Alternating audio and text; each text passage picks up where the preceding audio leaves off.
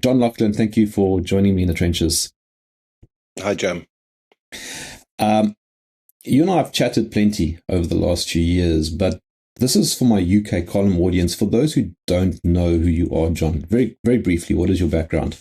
So I'm currently an academic. I teach political science in a small private university in the west of France. I live in Paris. I commute there for 2 days a week, and I also work as director of Forum for Democracy International, Forum for Democracy being a Dutch political party run by our mutual friend Thierry Baudet. So I have those two quivers to my bow, and before that I wrote a number of books. The one that's probably best known is a one I wrote in the 90s on the European Union called The Tainted Source, The Undemocratic Origins of the European Idea. But since that, I've written a lot about Eastern Europe and done a lot of work on relations between East and West, and obviously, therefore, with Russia. And let's not forget that you and I co-host a Wednesday panel discussion. We've been doing it for a couple of years now, haven't we? Which we do for essentially for FVD International. We call it the Forum, and I'm very delighted and honoured to have you as a co-host. Well, the feeling is mutual, John. Now, you're in France, you're obviously British, but the situation across Europe is very much the same. The elephant in the room is the mass immigration crisis. It is a crisis, is it not? Yeah, but I don't think it's an elephant in the room, because I think it is being talked about now after many decades. It's discussed and it's recognized as a crisis, I would say, in all European countries at the moment, in France, in Germany, and even in Britain, where the Prime Minister Keir Starmer made a very surprising speech some weeks ago in which he said we'd become a country of strangers or an island of strangers or something. And the scale, of course, of the problem is absolutely gigantic. I mean, I think this is, in a way, I suppose the word crisis implies a sort of sudden event, which a sudden high-intensity event. But unfortunately, this immigration problem has been going on for decades. It's been going on since at least the mid-1990s in Europe, when the European Union, most European Union countries abolished internal border controls, the famous Schengen Agreement. So now, if you're in the Schengen area, which extends from the Black Sea in Romania to the English Channel, because every country, including, by the way, Switzerland, in between, has abolished its internal border controls. This means, of course, that you only have to land in Lampedusa, which is an island, an Italian island, not very far from the coast of Libya, or cross let's say, the Bulgarian-Turkish border to enter the Schengen space. And you can automatically go wherever you like, all over Europe, without much fear of being checked. You certainly won't be checked on a border. And that agreement, which was signed in the mid-90s, had an instant effect. When I say instant, I myself, in the, I think, late 90s, so there's a couple of years afterwards, visited the refugee camp in Calais. So Calais is obviously opposite, everyone listening knows where Calais is. It's opposite Dover on the other side of the English Channel in France. And there was a refugee camp, or at least a Red Cross camp there, from the mid-late 90s onwards. Why? Because people, as I say, could cross the Mediterranean, they could land in Lampedusa, or they could come through the Balkans, from God knows where, from the Middle East, from Afghanistan, Pakistan, literally from all over the world. And they could travel across, as I say, the whole Schengen space. And if they wanted to come to Britain, they could stow away in lorries, or more recently cross the channel in little inflatable dinghies. Well, little, I mean, they carry about 20 or 30 people, I think. I mentioned this visit that I made to the camp, which was then in a a little suburb of Calais called Sangatte, because it underlines how long this has been going on for. That's why, as I say, I'm not sure the word crisis is right. The increase has been spectacular in Britain, but even before this latest increase in the last couple of years, the figures have been absolutely catastrophic. So when I talk about an increase, I think, again, I'm sure many of our listeners will know that the net arrivals in Britain in, I think, 2023, so the last year of the Conservative government, were 1.4 million. I don't have to hand the figures for 2024, under which, when Labour took power, but they are absolutely gigantic. You know, this is a large city arriving. This is like the city of Birmingham or something, arriving every year, because prior to the figures, which went well over a million and reached, as I say, 1.4 million in 2023, the figures were still were already at 500,000 or 600,000 a year, every year, for about a quarter of a century, since, as I say, since the mid to late 90s and throughout the 2000s and 2010s. So Britain, for, let's say, for the last 25 years, we're in 2025, has been accepting hundreds of thousands, 500,000, let's say, every year. Of course, people leave as well. That's not the net figure, but the net figure is still very, very high. It's still in the hundreds of thousands. And this has been going on, as I say, for a quarter of a century. And there's a second reason as well why I think the word crisis is wrong, because this is an industry. This is industrially organized, this illegal migration. Each migrant pays a considerable sum, several thousand, many thousands of dollars, to get to their destination. It requires considerable logistics. Obviously, you have to be smuggled across the external Schengen border. That presumably involves bribery, or at least some kind of operation getting people across a border, if there's a physical border. Then it requires, obviously, transport to be arranged over, hundreds or thousands of kilometers, firstly to get to the Schengen space and within it.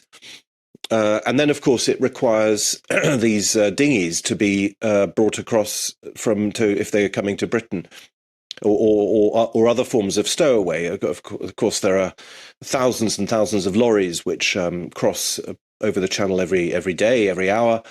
And I myself have seen migrants climbing into the back of these lorries. And indeed, I mentioned the Sangatte camp in the late 90s, but much later on, I think in the 2010s, there was a gigantic camp. Gigantic. It wasn't even a Red Cross camp. It was just like a shanty town near the ferry terminal in Calais itself. Absolutely gigantic. It was called the Jungle until it was cleared out. And when you drove to Calais to take the ferry to Britain, you would see all over the place Africans, black Africans mainly, but also, as I say, people from the Middle East, Central Asia and so on, wandering around, basically trying to get onto lorries, and now, as we know, more onto boats. Anyway, all this requires organisation. Now, I'm not saying there's obviously not one organisation. I assume there are many, many different mafia groups, many human trafficking groups, but it requires very substantial organisation, and it requires, of course, at the receiving end, economic interest. There must be economics driving this. So obviously the migrants, again, in the case of Britain, they are coming to Britain because they will be housed, they will be given free healthcare and all the rest of it, and they can work. So they have an economic interest.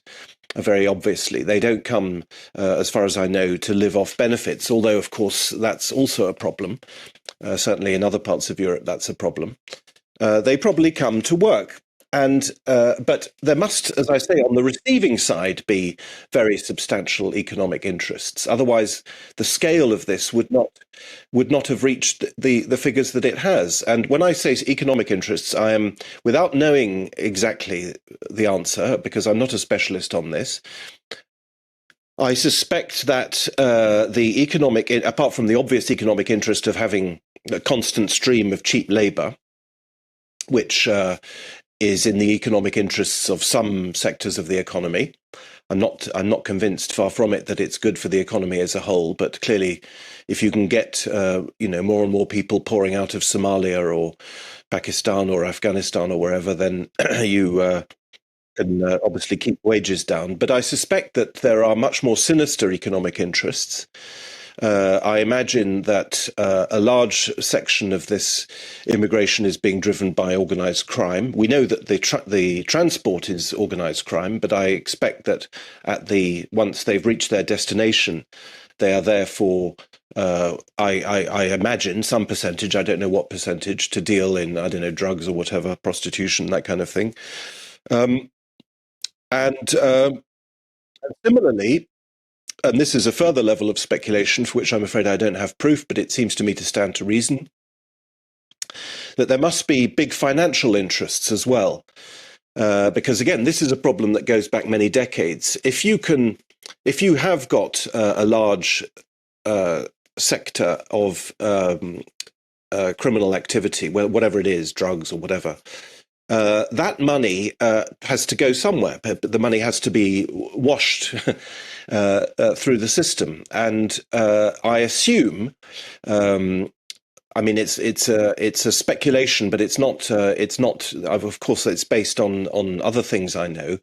That there is an interest, at least for the financial sector, in having this money washed back into the system. Through various money laundering operations, including shops and whatever else. So, as I say, I think it's the word crisis doesn't really give us a feeling of the scale, because on the contrary, this is an industrially organized transfer of population.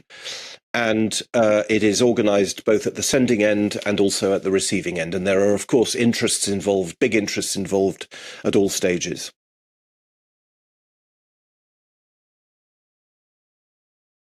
Absolutely. Absolutely. I mean, we know that the people arriving are not refugees in the legal sense of the word. The United Nations Refugee Convention has been a dead letter now for ages. It provides that if there's a war, then the neighbouring countries should have some sort of obligation to accept people from there and try and house them or whatever. But as I've said, and as everybody knows, these people are crossing very great numbers of safe countries in order to get to their destination. And it's obvious that if some Afghan or something ends up in Calais, he is safe in Calais. He's obviously, in a legal sense, no longer a refugee. And by the way, we know from others who have studied this much more closely than I have, that the largest numbers of countries providing immigrants into Britain, if we take Britain, from memory, I think those countries are Nigeria and Pakistan. There isn't a war in Nigeria. There isn't a war in Pakistan. There's no sense that these people are fleeing any kind of conflict. On the contrary, they are economic migrants. It's economic mass migration. But there is something odd going on, John, because a significant percentage of those migrants come from Africa. Now, I'm also African. I guess my own identity is a conversation on its own. I'm not European, but I have European ancestry. So I guess for the time being, you could claim that I am African. And when I visited you a couple of years ago, the amount of red tape that I had to go through just to get into Europe was probably the worst that I've ever experienced in all my travels around the world. It was the toughest place to enter. Yet other Africans are getting in very easily. So something doesn't add up. Well, they are obviously coming in illegally. And when you came a couple of years ago, I joked and said you should have come by boat from Libya because you'd have been able to get here much more easily. They are clearly illegal migrants. And again, this takes us back to the organized and indeed, let's say, sponsored, possibly even state-sponsored, or at least certainly tolerated nature of this gigantic industrial operation. There are in France, where I'm speaking to you from. I'm sorry, I don't have the exact figures, but I don't think I'm wildly wrong if I say there are 1 million people in France who probably should not be here, who are here illegally.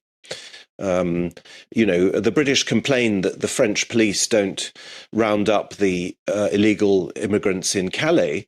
Well, that's a fair point. But on the other hand, as I say, if the total number on the whole of the territory of France is 1 million, then it's effectively impossible to remove so many people, or at least it would be a very, very difficult operation to imagine. So my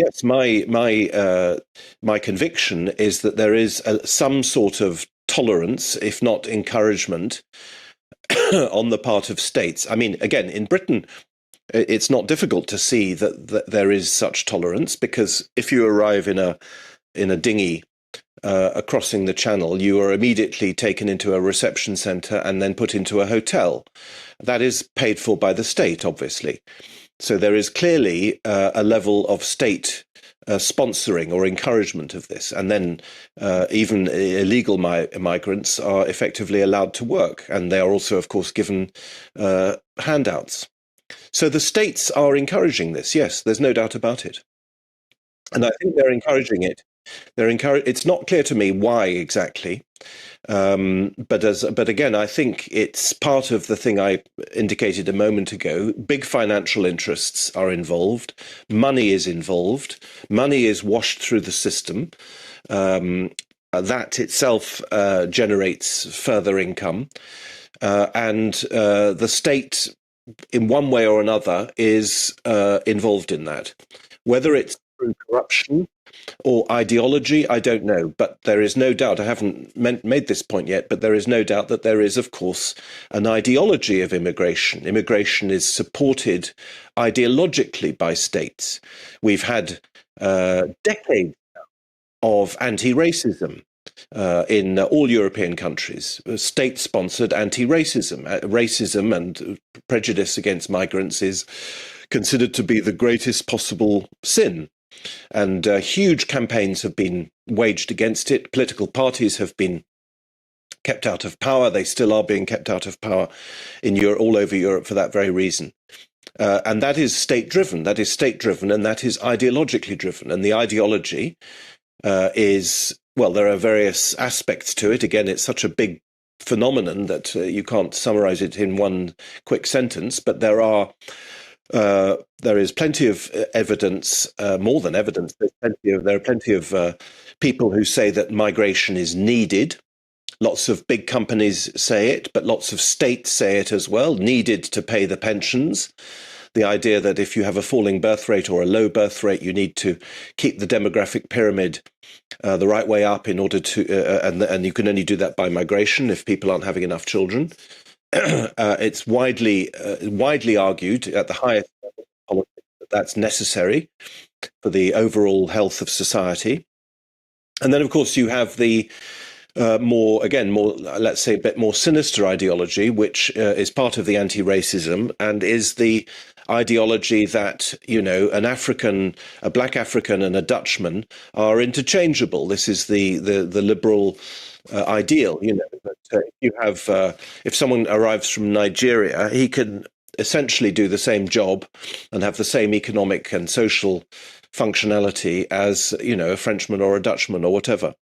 And that's part of the, I would say, I suppose, globalist post-national ideology, which obviously is dominant in all across Europe at the highest political level, and frankly also in Britain. Just on that, I watched, I don't know, last year I think it was, just a little bit of Eurovision, which is the largest music thing in the world. What do you call it? Festival? I don't know, music competition.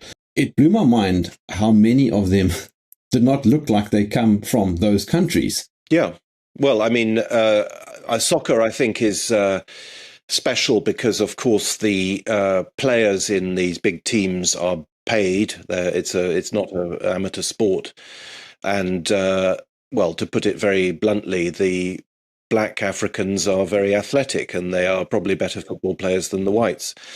so they get recruited. That's not quite so much a demographic phenomenon as a financial one. Eurovision, I don't know. Eurovision is highly political, so it could well be that, again, the national teams put forward people from migrant backgrounds in order to, increase their own kudos or whatever. But of course, there's no doubt that there is a demographic impact. I said at the beginning of in answer to your first question, this has been going on for 25 years now. So, a young man who arrived 25 years ago is now, well into middle age, and therefore he's now 45 or whatever, 45 or 50. So of course these things percolate through, and you can see it again in all countries. You can see it in Britain, in the political class. You can see there are plenty of Indian and African origin members of parliament, ministers, and so on. You see the same phenomenon across Europe. That's inevitable when you have, as I say, the equivalent of one large city arriving in your country every year. Then obviously that will eventually be visible, both in public life and indeed on the streets, as of course it is in places like London and other big cities, all of which Birmingham, Manchester, and so on, are now all the big cities in the United Kingdom, as Nigel Farage pointed out at least a year ago, are in fact now majority migrant. We've had statistics on this again for decades. When I last lived in London in the 2000s, already by then, the census showed that white British, that's one of the categories, was a minority. And when the period I'm talking about, we were 48%. Now, 20 years on, I think it's gone down to 38% or something like that. But it obviously brings up a few philosophical discussions around what it means to be of that nation. So I'm a South African. If you had to ask me what is a South African, I can't answer that question anymore. I don't know I genuinely don't know the answer. Similarly, what does it mean then to be British? Well, I think you've put your finger on it, but I think it's very different, of course, for South Africa, because South Africa is a new country dating from the beginning of the 20th century, whereas France and Britain are very ancient countries and have existed for, 1,000 years and more. And there's no doubt that those countries, to put it again very bluntly, have an ethnic base or had an ethnic base.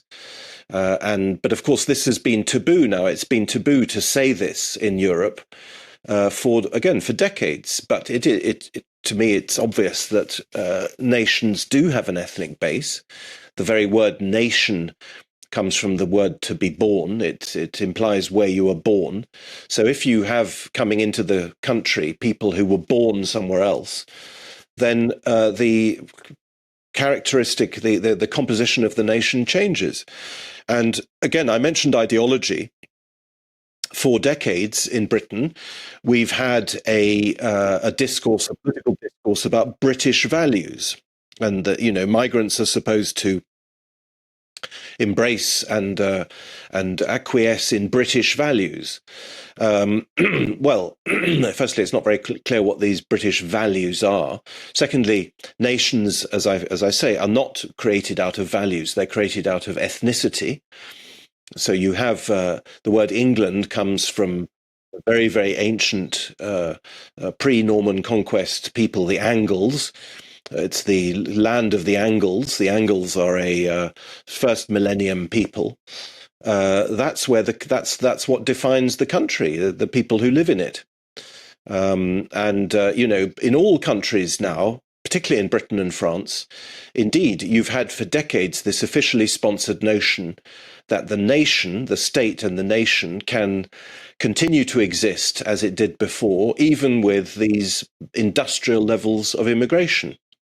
And I believe that they can't. I don't believe the same nation. If in London, if it's only 38% of the people are white British, if in the capital of the country the indigenous people are in a minority, that to me is very, very serious, very, very serious. It's serious for all kinds of reasons. But to say that it can somehow be all laundered through values, to me is quite wrong, because I think that ethnicity does count. Of course, it's not the only thing that matters in the world, but I think it does count. And I think that the problems from which all European societies currently suffer are, to some extent, a matter of ethnicity. So, for example, we talk about again. I don't think any of your viewers, any of our viewers, will be. I hope they won't be shocked. But I mean, there are substantial numbers of Chinese immigrants all over the world. China is a very big country. There are plenty of Chinese people in Britain, but they generally slip under the radar because, indeed, they are not socially, generally speaking, a problem. It's as simple as that. Just to add to what you were saying, if I said Zulu, you immediately know what I'm talking about. You're not thinking of a white person because you don't really get white Zulus. It's a nation. And as it happens, the nation tends to congregate in a specific part of South Africa, just by its own desire. Now, this you would see happening all over the world, excepting when it becomes artificially induced. Well, I mean, I believe, but again, without being a specialist, that ethnicity continues to play a role similar to the one you've described. Look, I don't have figures to hand, and maybe I'm wrong, but there surely must be sociologists who've worked on this. We know that let's take the Indian population of Britain, the population of Britain that comes from the Indian subcontinent.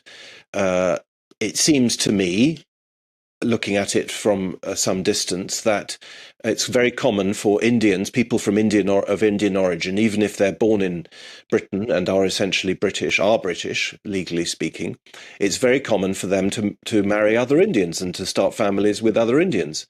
Again, I don't have the figures, but the previous Prime Minister was born in Britain, Rishi Sunak, but married in India and married an Indian wife. And I think this is quite common. And that's an example of how ethnicity continues, even in the structures of a very substantial state like Britain. South Africa, I think, as far as I can tell, is a much weaker state. It's a more recent creation. It doesn't have the same homogeneity. Obviously, it doesn't have any homogeneity, as far as I can tell, ethnic. But even in a case like Britain, which theoretically should have a national culture, legal and moral and political culture, and of course does have, one would expect in those circumstances for there to be a great melting pot. But in fact, as we know also, by the way, from the United States of America, people do group together by ethnicity. Not everybody, of course, but largely speaking, they do. And that, again, to me, is a basic anthropological fact. It's not discriminatory. It's not condemnatory. It's, on the contrary, a description of what seems to me to be human nature. I was just thinking now as you were talking, as we are having this discussion, we are very clearly walking on tiptoes through a minefield. And I'm trying to figure out, John, why. Well, because of the ideology of political correctness. The anti-racism has been so intense that indeed, you're right, one has to choose one's word very carefully and sort of hedge everything round with all kinds of qualifications and perhaps not say everything that one is thinking. We all, I'm afraid, we do live under a very restrictive regime. We also, I suppose, we're polite and we don't want to be rude about other people. There may be other factors as well, but there has been, and that's why I say that the states are themselves involved, there has been a massive campaign of vilification. Ever in Britain, everyone knows Enoch Powell's famous speech, which, if I'm not mistaken, was already even in the late 1960s. I've forgotten the date of the speech. That's usually referred to wrongly as rivers of blood. He didn't say rivers of blood. It was, on the contrary, an image from ancient Roman literature that he was using. But anyway, that speech, if I'm not mistaken, was from the 1960s when immigration had already started, of course, on a much lower scale than it is now. But we're dealing with a phenomenon that's been going on forever. And he famously was sacked from the cabinet, because I think he was a cabinet minister at that time, and then expelled from the Conservative Party, and has been demonized ever since, as have all other politicians going up to today who campaign against immigration. They are all Jean-Marie Le Pen in France was demonized for decades, and even now the anti-immigrant parties are by and large demonized and excluded from power. In Germany, the AfD, the various states in Germany, there are one or two. There's I think it was. I forget in which state, one of the states in West Germany has announced that no member of the AfD party can work in the state administration. There are repeated threats to ban the party, even though, of course, it takes part in elections. So the pressure is gigantic. In Austria, the anti-immigrant party won the last elections, but has been excluded from office by a coalition of the losers, and on and on and on. You know, there are some countries where the anti-immigrant party has managed to gain power. The case of the Netherlands is very interesting because in the 2023 elections, the anti-immigrant, or more precisely anti-Islam party of Geert Wilders was the winner and formed the government, albeit without the party leader Wilders as a minister. And in the year in which they governed, the government collapsed a few weeks ago. The numbers of people arriving in the Netherlands has continued at the level of well over 100,000. In other words, well over the population of a major city like, I believe, Maastricht. Or yes, Maastricht, I think, has a population of about the number of people who arrived last year under the watch of this supposedly anti-immigrant government. And that, by the way, also shows, it's not directly connected to the question of immigration, but it also shows, and of course we saw this in the first Trump administration, not specifically on the question of immigration, but it also shows how difficult it is to govern countries and how deeply embedded inertia is, how deeply embedded the deep state is, and how difficult it is, even for elected officials with a clear mandate, to turn things around. So is there a disconnect between, say, the EU and Europeans? Well, absolutely. I mean, the EU is disconnected from Europeans structurally and on all other issues. But of course, on this immigration issue, yes. But the disconnect is also clear at national level, because, as I've said, in most countries, the anti-immigrant political parties are excluded, or at least demonized. The only partial exceptions to this have been the Netherlands and Austria, which have had the anti-immigrant party in power for brief periods without much to show for it. But yes, the EU is structurally disconnected from Europe. But again, it's not, I'm a very strong critic of the EU, but this is a problem that cannot, unfortunately, be blamed only on the European Union. It's a problem that is very deeply embedded at the state level as well, at national level as well. Yeah, you were talking earlier about illegal immigrants just coming in large numbers into Europe, but China doesn't have this problem. So what is happening at the border of each of these territories then? Well, as I say, within the Schengen space, there are no borders. There are no physical borders. So if you're in Romania or Bulgaria, you can go to Sweden without being asked to show your passport. What happens on the external border? I suspect, well, firstly, I imagine there's corruption. I imagine that you bribe a border guard or whatever. Secondly, we know that there is a whole apparatus of non-governmental organizations, very often, by the way, funded by states. Again, this is a big scandal, but it's well in the public domain, who bring migrants. They fish them out. When I say fish, I don't mean that they've drowned or whatever, but they collect them. This has been going on for years. I'm sure people listening to us know about this. They certainly should. These non-governmental organizations sail close to the Libyan coast. They find a dinghy. They put the people from the dinghy onto a proper ship, and they bring them over to Italy. So that's been part of the thing. And these NGOs, many of which, as I say, are funded by states, then continue their action. For example, preventing deportations. So you have this, again, it's one of these big structural issues, which for some reason seems to be very difficult to dismantle, whereby this is the case in France, for example, but I'm sure it's the case in many other European countries. The state funds non-governmental organizations whose principal activity is to stick spokes in the wheels of what the state is doing. So, for example, to give legal aid to people who are contesting their deportation order. This is one of the crazy things. These organizations are generally state-funded. So, the answer to your question is multiple. And again, famously, these things, I hope our listeners and viewers know this, but the head, or at least a senior figure in the European Union's border organization, Frontex, resigned a year or two ago and then stood as a candidate, and I believe has now been elected to the European Parliament, because when he took office, he said, right, let's really sort this illegal immigration out. Let's make Frontex do what it was supposed to do.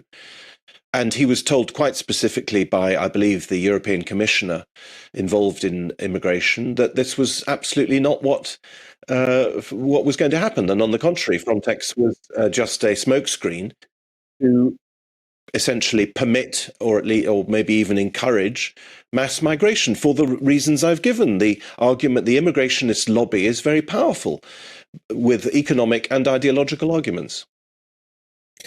No discussion about the fall of Europe can be had unless we also bring in a fundamental aspect of Europe, and that is Christianity. My wife asked me a very interesting question the other day. She asked me if I think the implosion of Europe has anything to do with perhaps the decrease in Christianity, the rise in atheism. The Church of England, which is effectively the largest head of Protestant Christianity worldwide, doesn't seem to be doing much. You know something about the Vatican. Do you think the Vatican's doing anything? Well, firstly, it's not strictly speaking correct to ask about the Vatican, because the Catholic Church, yes, of course, the papacy ultimately appoints bishops and so on, and has considerable power. But again, it's a bit like your question about the European Union. The problem is also at the level of bishops in all the various different countries. But since you do ask about the Vatican, I think it's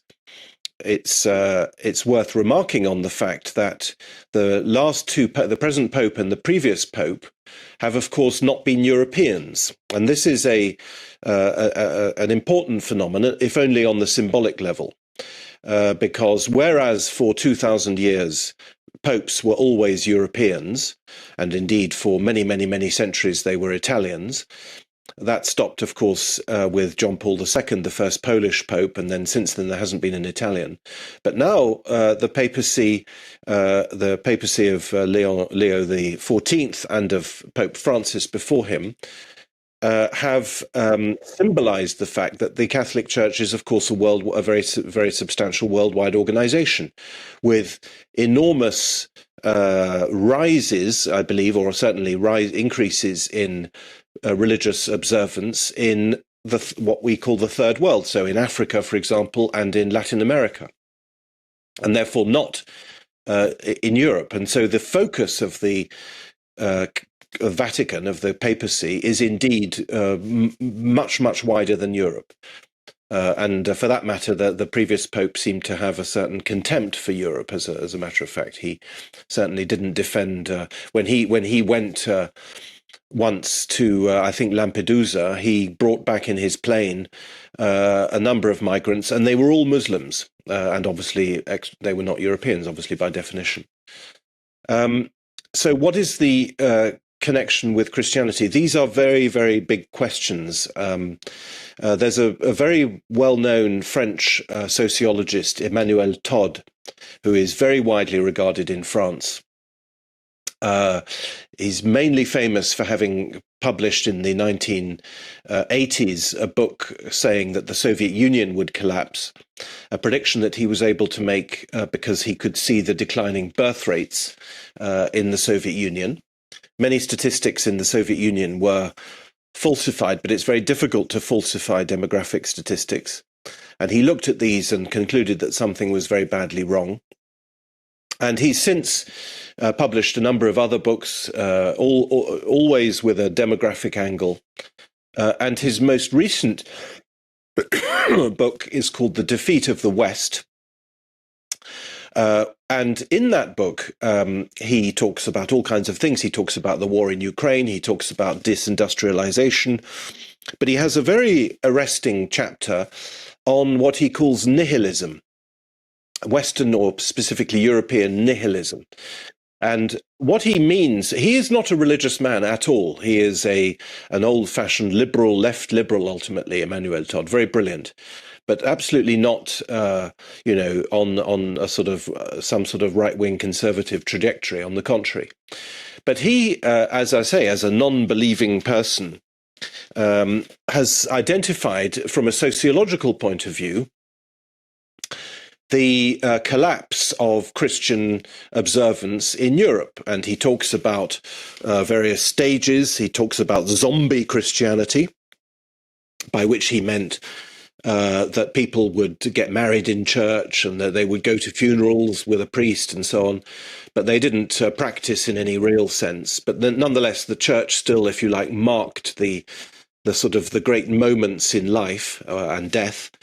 And he says we've gone beyond that in Europe. We've gone beyond zombie Christianity to zero Christianity, and to what he, as I say, calls nihilism. And I, who am a philosopher, who studied philosophy, I find this remark about nihilism absolutely fascinating. He doesn't actually develop it very far, but it's quite clear that he knows what he's talking about. He's understood the problem. And in an interview I saw of him, I've read the book. Unfortunately, I think I gave my copy to someone, possibly even to Thierry, actually. But so I haven't been able to recheck the book. But in an interview he gave, he said, what do I mean by nihilism? Well, what I mean is that people do not know, I'm quoting him, why they are on Earth. They don't know why they're here. And that's really a very good way of describing it, actually. People don't know. I mean, in a way, I suppose none of us knows, but they don't even ask. They don't even think. They don't have any. There's no reflection, if you like. It's regarded. That's why he talks about it being zero Christianity. And the reason why I'm mentioning this, it's a rather a long answer, but is that, as I say, he links this to the overall decline and ultimately postulates it as the root cause of the decline. And I think he has identified, albeit as a sociologist, not as a theologian, something which to me is absolutely obvious. I remember, by the way, more than 10 years ago, 15 years ago, hearing Viktor Orban, the Prime Minister of Hungary, in a big political speech say that our adversaries have spiritual values, and that's what makes them strong. They have, and he was, I imagine, referring mainly to the Muslim world. And I think that's right. I think if populations cease to have any spiritual dimensions, I'm not trying to sound slushy or touchy-feely or whatever, but if they do not know why they are on Earth, if they do not think that their life has any real greater meaning other than whatever consumption or then it seems to me obvious that they will be weak in all kinds of other areas. Strength comes from a belief in transcendence, and if that belief disappears, if that belief also in the future and in the ongoing future generations and so on, if that all vanishes as it seems to have done, then I think our societies are fatally weakened, so I encourage people. Unfortunately, I don't know if the book is translated. I don't think it's translated into English, so it'll be difficult for them to read The Defeat of the West, La Défaite de l'Occident. But it's a remarkable book, and indeed, I would like to, if I find the time, I would like to develop this theme from a more philosophical and even theological perspective. I'm not going to promise anything because I've got more unwritten books on my computer than I care to admit to, but I gave a lecture about it recently, and that's something I'd like to start working on a bit more myself. I must just apologize. I have recorded this entire conversation using the wrong microphone, so I will do a whole lot of editing afterwards to make me sound better. I've been clearing my throat, and I just realized now that would have been off-putting. I've got a frog in my throat throughout this entire conversation, so my apologies, John. It's okay, I didn't hear it, but I too have been coughing from, I think, pollen or something. When I was in Europe a couple of years ago, I noticed there were a lot of churches and cathedrals that were just empty. Well, that's right. And I mean, it depends. I think there is some variation. France, oddly enough, there is a certain growth at the moment. People have remarked on an increase in the number of adult baptisms. quite significant percentages. I've forgotten the figures, but I think 20% increase on the previous year, but the absolute figures are very low. So we're only dealing with a few tens of thousands of people. But yes, broadly speaking, you're quite right. And I've indicated in the answer to your last question that my belief that nihilism, if that's what it is, zero Christianity, zero thinking about the transcendent, about the afterlife, about your soul, about all these theological issues, that is, in my view, a source of weakness nationally that can only translate into weakness, it seems to me. But I'm sure that many of our listeners will agree to me that just on a basic sociological level, I mean, of course, going to church is not a social activity, it's a religious activity, but it also has a social dimension. People chat as they're leaving the church service. They know each other, they form a little community and so on.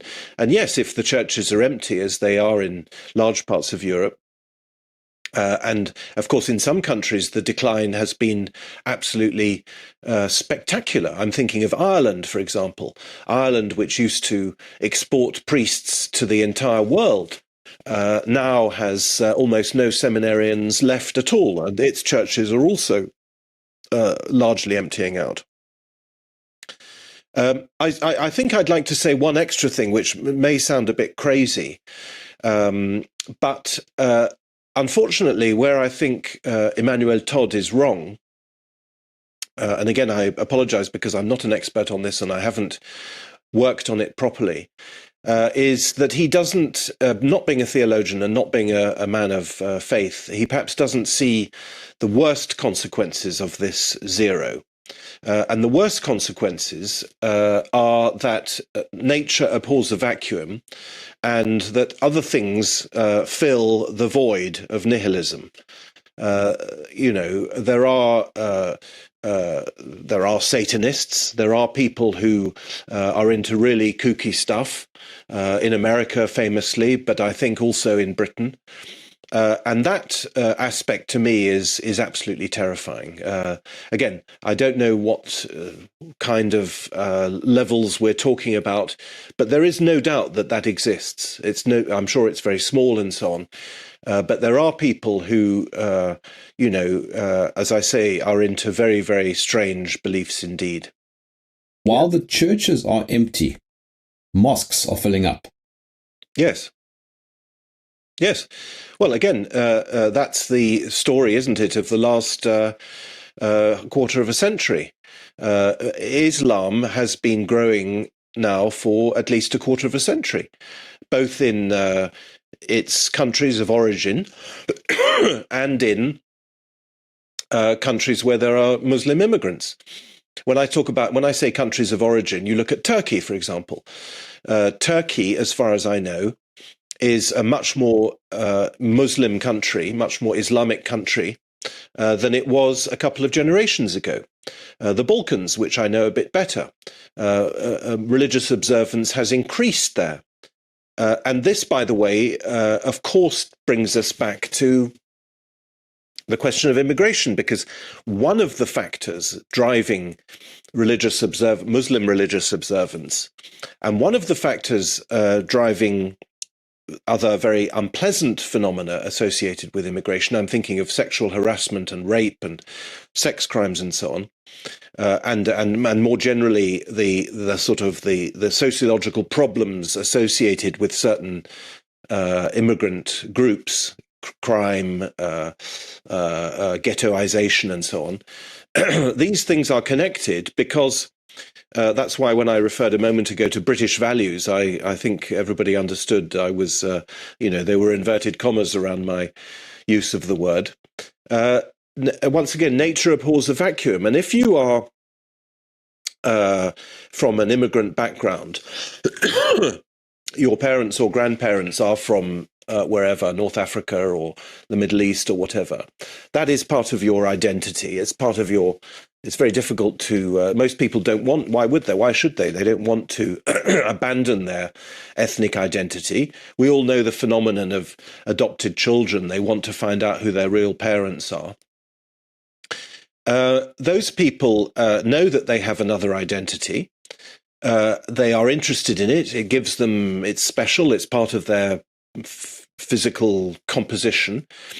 But if they are in a society which is completely nihilistic, and they come from a society which has some sense of cohesion and values or whatever, in this case, let's say through Islam, then their attitude towards the society which they find themselves in will become one of contempt and anger and frustration and alienation. And that, I think, is very definitely one of the problems associated with migration. It both explains the rise in Muslim observance in countries, so in Europe, and it also explains the hostility. Again, obviously, this is not the majority, but there is. We all know the Islamist movement and so on. There have been plenty of Islamic attacks, terrorist attacks in Europe over recent decades. We've only just recently celebrated or commemorated 20 years since the horrible attacks in London in 2005. These things are part of a cycle. So if the society is nihilistic, then religious observance increases on the other side, in this case on the Muslim side, and so does hatred. So can hatred for the society in question, contempt and hatred. Douglas Murray wrote a book a few years ago, you might remember, The Strange Death of Europe. Very good read, I found. So Europe is clearly on life support. Is it able to recover?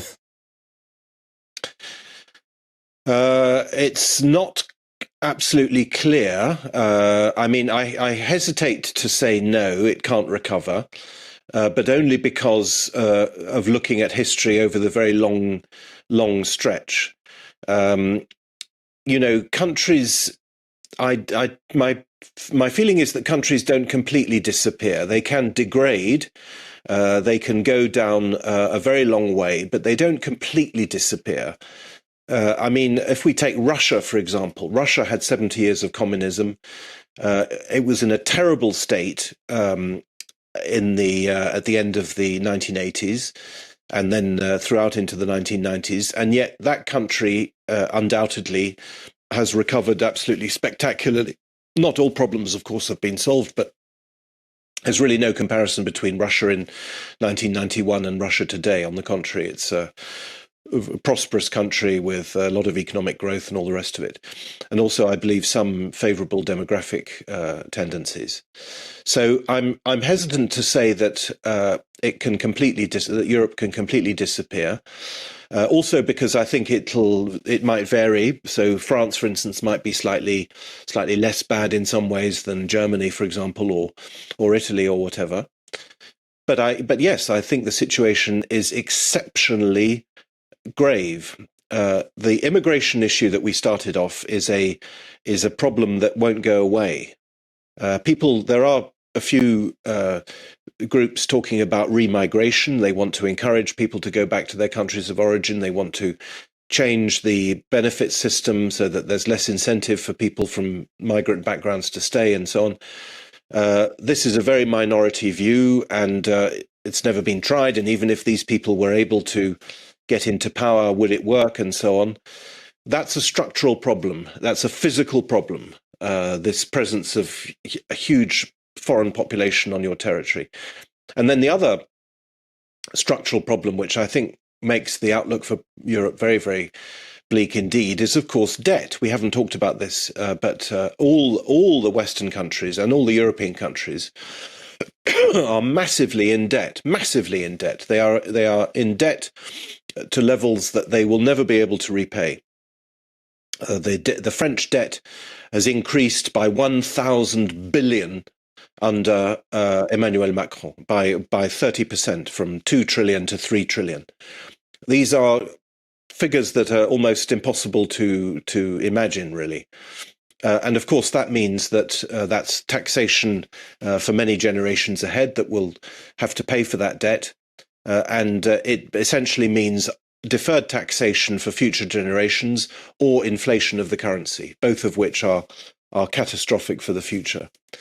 So I'm afraid the outlook is extremely bleak, and I don't really know what Europe can do about it.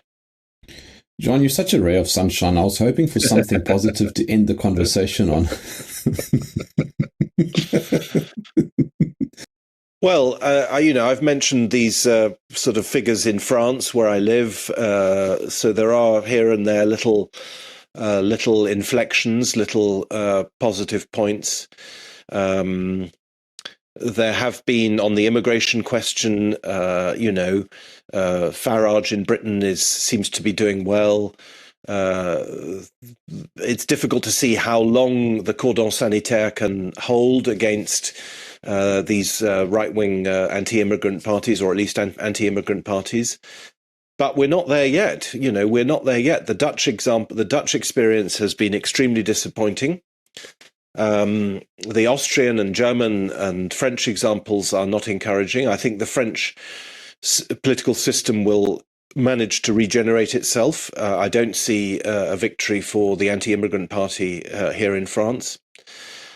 So I think we have to be realistic. And I also think, again, this is one of Thierry Baudet's big points, and I heard him say it again in Vienna last week.